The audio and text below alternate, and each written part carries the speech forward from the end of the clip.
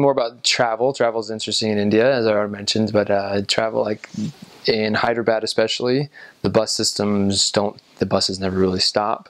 Well, they do. There's times when they definitely stop, but sometimes they just don't. And a lot of times it's when they're really, really full, and you'll be waiting at a bus station with a lot of other people, and a bus will roll through. It's your number bus, and it's packed already.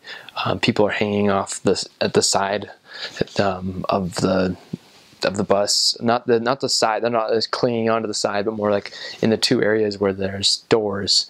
You'll see it's so crowded inside that people are outside the bus and holding on to the inside of the door frame. And so they'll kind of roll through, and you got to figure out this is your bus, and it's the last chance you're going to get a bus for the next 20 minutes maybe, or 15, I don't know. And so you kind of run next to it as it's rolling, and you're eyeing it and seeing where can you stick your hand in and where can you put your foot. And if you ever get on there, you put your hand on a bar, and you're usually smashed up against somebody, and they're smashed up. You're all smashed into this bus door, and you got one toe in the door, and you just lift up the other foot, and the bus goes away, and that's called footboarding.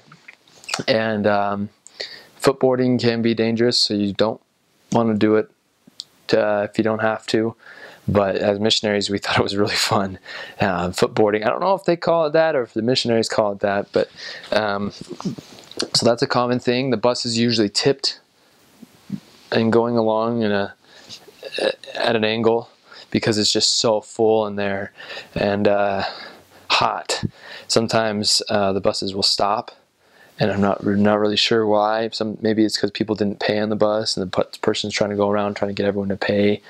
And I don't know, it feels like 2,000 people in a bus, and of course it's not really that amount. It feels so many people, and it's stuck, and there's no air moving through it, and it's hot, and it is hard.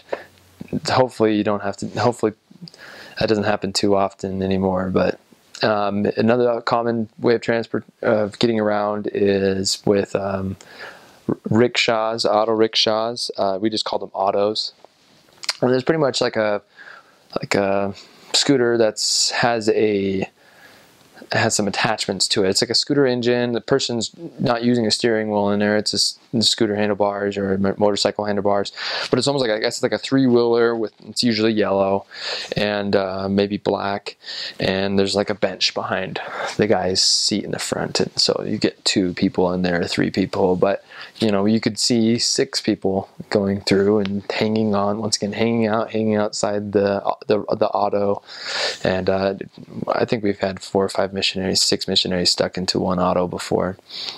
And for that, you kind of, depending on the city, you pay in different amounts for different, maybe they have what's called a meter. All of them will have a meter. Some of them just don't go by the meter. They don't turn it on, which the meter calculates how far you're going and how much you should pay. Most of the time what happens though is an auto will roll up to you, especially if you're American. A few of them will roll up to you and start just yelling prices, like, where do you need to go? And you tell them, and then they'll offer a price. Okay, 100 rupees, which is usually 4 or 5 times what an Indian would pay. 100 rupees, 200 rupees. And then we would say, oh, no, we live here, brother. We know the price. It's 15 rupees or 20 rupees or whatever it is. And so you kind of haggle over travel prices. And then there's a few places where you do ride bikes. And bike riding can be fun because usually this is a smaller town that missionaries will ride bikes, but they are not tiny towns, so there's still traffic, there's still things going on, so you're riding your bike next, and then you're trying to go past the guy with the cart being pulled by a bull or an ox, and then there's a bus on your right side, and you got to watch out and be careful. But as far as I know, everyone's pretty safe on bikes, and it's really fun. Good way to get exercise as always. Trains are also common, although missionaries don't ride on trains unless it's for transfers. And planes, there's a lot of airports actually, and the assistants ended up getting frequent flyer miles just because they're flying twice a week. The president is flying all over the country just to get to his areas. And most of the time when you have a transfer, you're getting on a plane. For one of my transfers, it was a bus out of the village, Kakinada, that I was in, bus to Rajahmundry. I think from Rajahmundry, I might have gotten a train to Hyderabad, and then from Hyderabad a flight to Bangalore, and that's how I made my transfer. And I was alone actually for a lot of it. I can't remember all the details about that though.